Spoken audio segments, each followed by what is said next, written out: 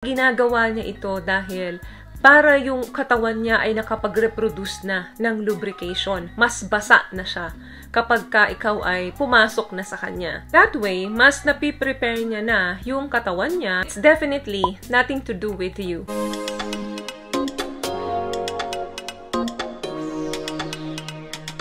And for today's video is another concern video po. Ang sabi niya, "Hi po, Miss Cheryl Ting.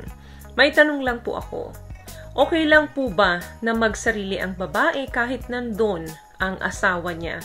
Na ready naman na makadunya.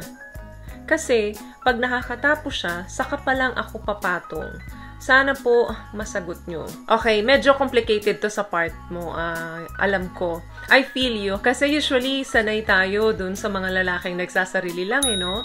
Pero once na ang babae ang gumawa na ito, tapos nandyan ka pa sa tabi niya, at ready ka na makasiping siya, nag-aantay ka lang na matapos siya habang nagsasarili siya. And that's the only time na pwede ka nang sumingit. Yung partner mo ay binibigyan ka ng unspoken information.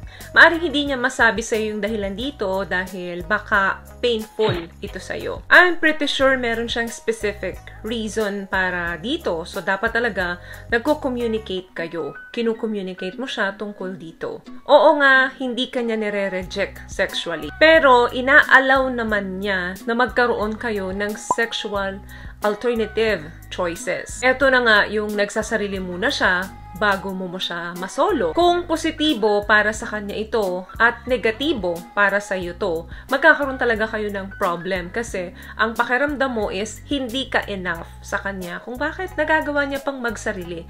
Pwede mo namang gawin yung kakayanan niyang gawin sa sarili niya, kaya mo namang gawin sa kanya. Alam niyo guys, maraming nasa relasyon or yung mga married couple na sexless na.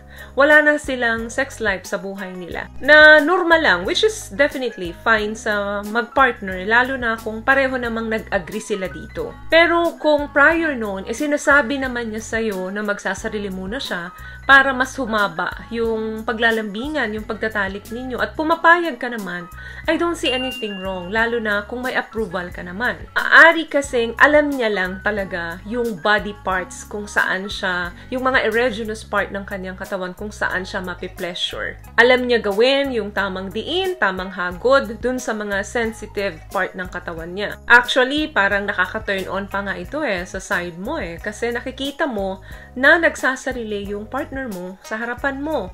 Kaya lang, kailangan nyo talagang mag-communicate. Kailangan alam niya kung ano yung side mo. Kung okay ba sa'yo to, ano ba yung ibinibigay na pleasure sa'yo neto once na ginagawa niya at nakikita mo ito sa harapan. And also, you have to consider na baka ginagawa niya ito dahil para yung katawan niya ay nakapag-reproduce na ng lubrication. Mas basa na siya kapag ka ikaw ay pumasok na sa kanya. So, that way, mas napiprepare niya na yung katawan niya, yung vagina niya, na once na may pumasok na, may penetration na doon, always wet and also ready for you. So, it's definitely nothing to do with you. Huwag mong iisipin na you're not enough, kaya niya ito ginagawa. Maybe she is most likely doing it because she really want to have sex with you. Preparation niya lang talaga ito para mas maging successful yung pagtatalik ninyo.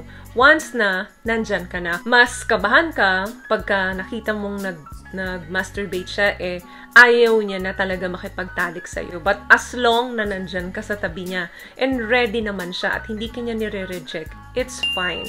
Wala akong nakikitang problema dito. Well, ginagawa niya ito just because gusto niya lang ng mas basa siya, mas lubricated siya, and mas prepare siya once na kayo na ay nagtalik. May mga babae din kasi talaga na hindi nakakatapos kapag may penetration lang doon sa kanilang vagina. So, ginagawa nila iyon para matapos man kayo, tapos na sila. Kasi malaking porsyento po talaga ng mga kababaihan ang hindi nakakatapos sa penetration alone lang. Pangalawang dahilan niya, baka matagal siyang makatapos. Kaya inuuna niya muna yung sarili niya para hindi ka na masyadong mapagod sa pagpo-foreplay mo sa kanya. So, for me, it's normal. Wala akong nakikitang problema doon as long na pareho kayong nag-agree. As long na gusto mo rin yun. As long na inform ka na gagawin niya yun. Kaya wag kang mag-alala. As long na nagagamit mo pa siya, pumapayag pa siya sa'yo, na gamitin mo siya, hindi ka niya nare-reject, wala akong nakikitang problema doon. Ang kulang nyo lang ay mas mag-usap kayo kung saan ba talaga yung pleasure para sa kanya. And also, para sa'yo. So, I hope nasagot ko ang question mo at natulungan kita dito. So, kung nagustuhan niyo po ang ating video, pakibigyan lamang ako ng isang malaking thumbs up, comment down below, and also huwag niyo na rin pong kalimutan na i-share ang mga videos natin sa mga kaibigan na tingin niyong matutulungan ng mga videos natin. Once again, guys, palagi po kayong mag-iingat at palagi po kayong manalangin. Thank you for watching and see you on my next one. Always love yourself and be a blessing. Bye! Peace out.